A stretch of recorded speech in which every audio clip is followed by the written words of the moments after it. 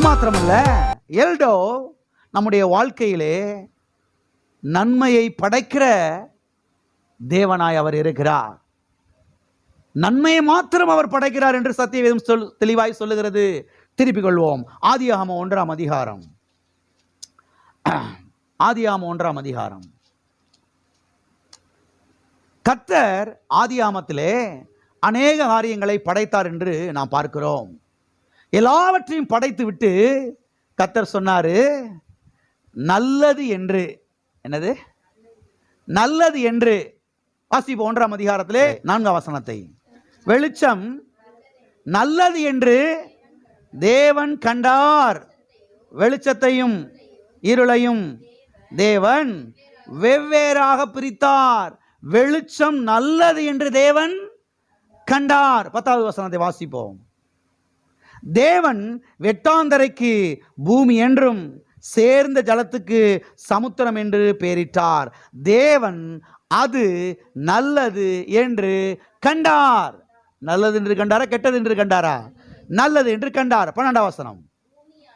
பூமியானது புல்லையும் தங்கள் தங்கள் ஜாதிகளின்படியே விதையை பிறப்பிக்கும் பூண்டுகளையும் தங்கள் தங்கள் ஜாதியின்படியே தங்கள் தங்கள் விதைகளை உடைய கனிகளை கொடுக்கும் விருட்சங்களையும் முளைப்பித்தது. தேவன் அது நல்லது என்று கண்டார். தேவன் அது நல்லது என்று கண்டார். 18வது வசனம். பகலையும் இரவையும் ஆளவும் வெளிச்சத்துக்கும் இருளுக்கும் வித்தியாசம் உண்டாக்கவும் தேவன் அவைகளையும் வானம் என்கிற ஆகாய விரிவிலே வைத்தார். தேவன் அது நல்லது என்று கண்டார். நல்லது என்று கண்டாரா, கெட்டது என்று கண்டாரா? நல்லது என்று கண்டார். 21வது வசனம்.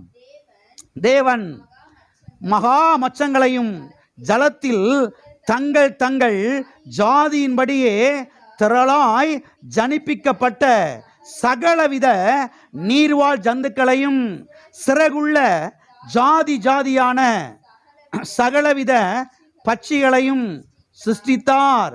தேவன் அது நல்லது என்று கண்டார். நல்லது என்று கண்டாரா, கெட்டது என்று கண்டாரா? நல்லது என்று கண்டார். வாசி 25ஆம் வசனம். தேவன் பூமியில் உள்ள ஜாதி ஜாதியான காட்டு மிருகங்களையும் ஜாதி ஜாதியான நாட்டு மிருகங்களையும் பூமியில் ஊறும் பிராணிகள் எல்லாவற்றையும் உண்டாக்கினார். தேவன் அது நல்லது என்று கண்டார். நல்லது என்று கண்டார், நல்லது என்று கண்டார், நல்லது என்று கண்டார், நல்லது என்று கண்டார். ஏன் நல்லது என்று கண்டார், நல்லது என்று கண்டார், நல்லது என்று கண்டார்? அவர் நல்லதை தான் படைச்சார். அதனால தான் நல்லதை என்ன செஞ்சாரு? கெட்டதை படைச்சிட்டு கர்த்தர் வந்து நல்லது என்று கண்டார் அப்படின்னா இல்லை.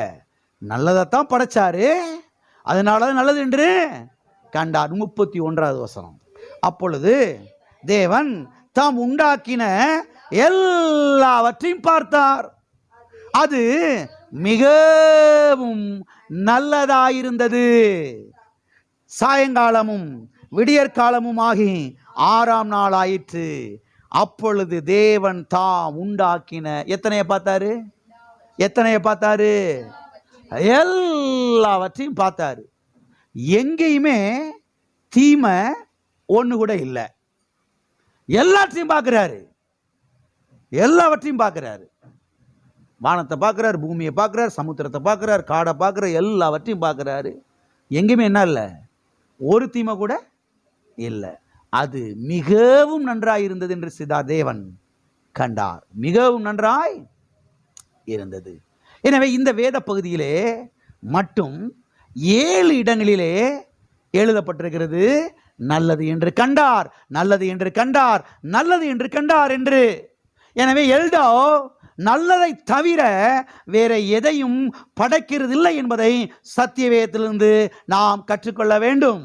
தேவன் நல்லதை தவிர வேறு ஒன்றை என்ன செய்கிறது கிடையாது, படைக்கிறது கிடையவே கிடையாது. எல்லாம் சொல்லுவோமா? எல்லா காரங்க சொல்லுவோம். தேவன் நல்லதை தவிர வேறு ஒன்றையும் அவர் படைக்கிறது கிடையாது. ஹல்லேலூயா. இன்றைக்கு அநேகர் என்ன சொல்லுகிறார்கள் என்றால், கர்த்தர் தான் பிரதர் நல்லதையும் படைச்சாரு, கர்த்தர் தான் பிரதர் தீமையும் படைச்சாரு, கர்த்தர் தான் பிரதர் நல்லதையும் படைச்சாரு, கர்த்தர் தான் பிரதர் கெட்டதையும் படைச்சாரு, கர்த்தர் தான் பிரதர் நன்மையையும் செய்கிறாரு, கர்த்தர் தான் பிரதர் தீமையும் செய்கிறாரு. இது முற்றிலும் தவறு. ஏனென்றால் ஆதியாகமத்திலே நாம் பார்க்கிறோம், எல்டாவ் நல்லதை தவிர வேறு எதையும் படைக்கவில்லை என்று. ஆகவே ஆதியாகமத்தின் தேவன் தான் நம்முடைய தேவன்.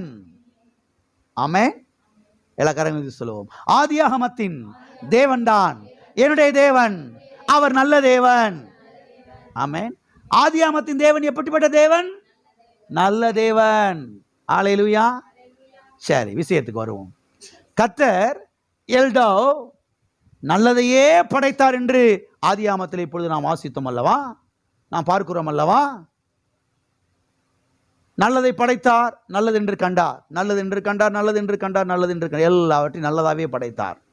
சரி, இது எல்லாமே யாருக்கு நல்லது? இது எல்லாம் யாருக்கு நல்லது? அவருக்கு நல்லதா அல்லது மனுஷனுக்கு நல்லதா?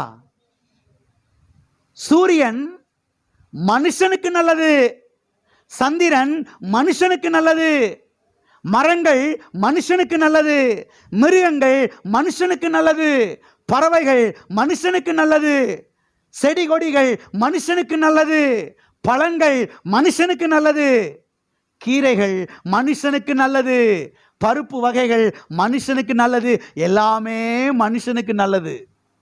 ஹல்லேலூயா. சத்தியவேதத்தில் நாம் பார்க்கிறோம், இயேசு கிறிஸ்து நேற்றும் இன்றும் என்றும் மாறாதவர் என்று.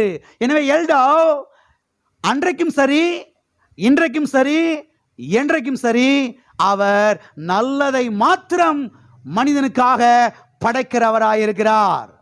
ஹல்லேலூயா. நல்லதை மாத்திரம் அவர் படைக்கிறவராயிருக்கிறார். எல்லா கரங்களை சொல்லுவோம், என்னுடைய தேவன் நல்லதை மாத்திரம் படைக்கிறவராயிருக்கிறார், நல்லதை மாத்திரம் எனக்கு செய்கிற கர்த்தராய் அவர் இருக்கிறார். ஆமென்.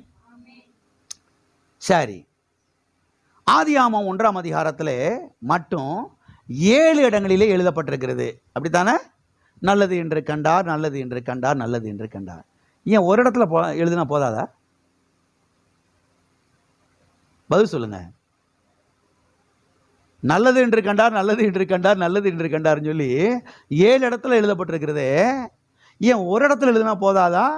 ஏன் கர்த்தர் 7 இடத்துல இப்படி எழுதி வைக்கணும்? அது கடைசியில் பார்த்தீங்கன்னா அது மிகவும் நன்றாக இருந்தது, அது மிகவும் சரி. ஏன் இதை 7 இடத்துல பரிசுத்த ஆவியானவர் எழுதி வைக்கணும்? ஏன் தெரியுமா? ஒரு இடத்துல பார்க்க தவறிட்டா அடுத்த இடத்துல நீ பார்க்கணும் கர்த்தர் நல்லவர் என்பதை. ஆமென். ஒரு இடத்துல பார்க்க தவறிட்டேனா அடுத்த இடத்துல நீ பார்க்கணும் கர்த்தர் நல்லவர். ஆமென். ஆதியாகமத்தின் தேவன் நம்முடைய தேவனாய் இருக்கிறார். ஆதியாகமத்தை வாசித்தாவே அநேக கிறிஸ்தவங்க உருப்பிட்டுருவாங்க. சிலர் ஆதியாகமத்தை வாசிக்கிறதே கிடையாது, எங்கேயே வாசிச்சுட்டு கிடக்கிறது. தெளிவாய் பாருங்க, எழுதப்பட்டிருக்கிறது 7 இடத்துல. ஒரு இடத்துல பார்க்க தவறிட்டியா அடுத்த இடத்துல அவன் பார்த்துரு. நீ ஆராதிக்கிற உன்னுடைய தேவன், உன்னை உண்டாக்கின கர்த்தர், உனக்காய் ஜீவனை கொடுத்தவர், அவர் நல்லவர் என்பதை. ஆமென். ஆகவே சத்திய வேதத்திலே கர்த்தர் நல்லவர் என்பதை என்ன செய்கிறோம்? நாம் பார்க்கிறோம். ஹல்லேலூயா. ஆகவே சில நல்ல ஊழியக்காரர்களுடைய வாழ்க்கையில கூட சில தீமைகள் நடந்தாலும் அதற்கு கர்த்தர் காரணம் கிடையவே கிடையாது. கர்த்தர் நல்லவர், அவர் நாமம் எல்டாவ். ஹல்லேலூயா.